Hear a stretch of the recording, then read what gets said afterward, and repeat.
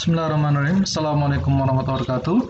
Jumpa lagi bersama saya, Mustaqim, dalam pembelajaran IPS.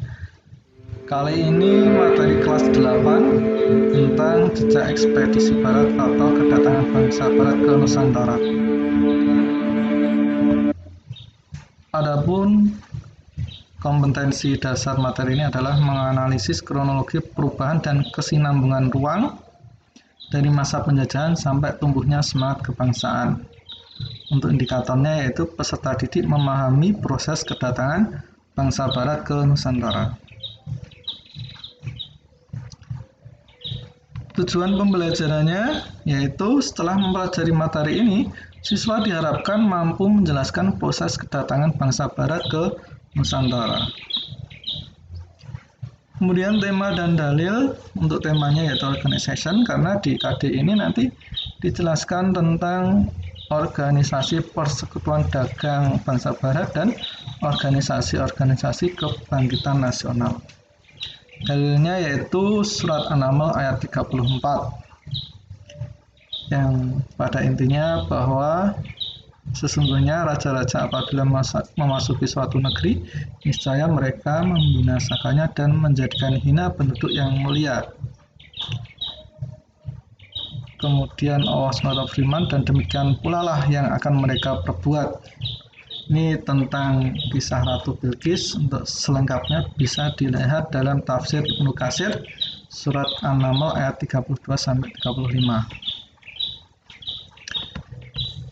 Kemudian Pak Mustaqim menjelaskan materi ini menggunakan media Pintu Sejarah, yaitu sebuah media menggunakan PowerPoint yang dimana untuk menuju ke materi selanjutnya harus dapat menjawab pertanyaan materi sebelumnya. Untuk lebih jelasnya nanti kita bisa lihat di video selanjutnya.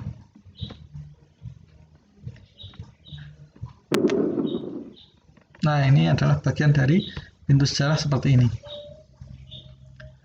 Baik, sebelumnya kita lihat dulu mengapa kok bangsa barat melakukan penjelajahan samudra hingga ke Nusantara.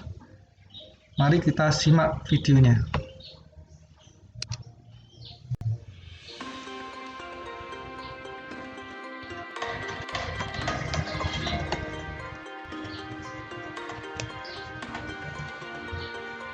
Kita, bangsa Indonesia, pernah dijajah oleh bangsa Belanda selama lebih kurang 350 tahun.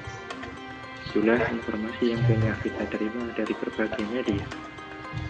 Namun, apakah Anda pernah mempertanyakan bagaimana hal ini bisa terjadi? Kebanyakan kita saat ini belajar sejarah dari pandangan sebuah kawasan saja. Artinya, kita hanya mempelajari sejarah hanya dalam pandangan suatu wilayah tertentu, tanpa mengaitkan sejarah dengan wilayah lainnya.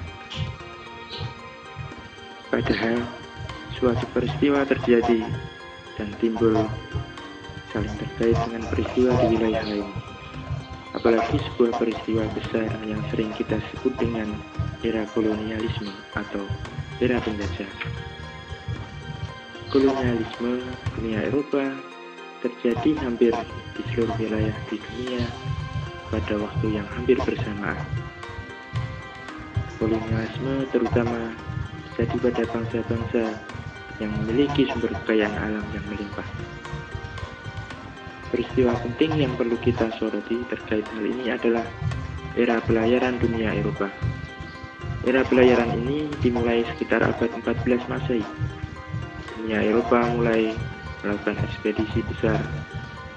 Pelayaran menembus lautan yang tak dikenal dengan tujuan untuk melakukan perdagangan.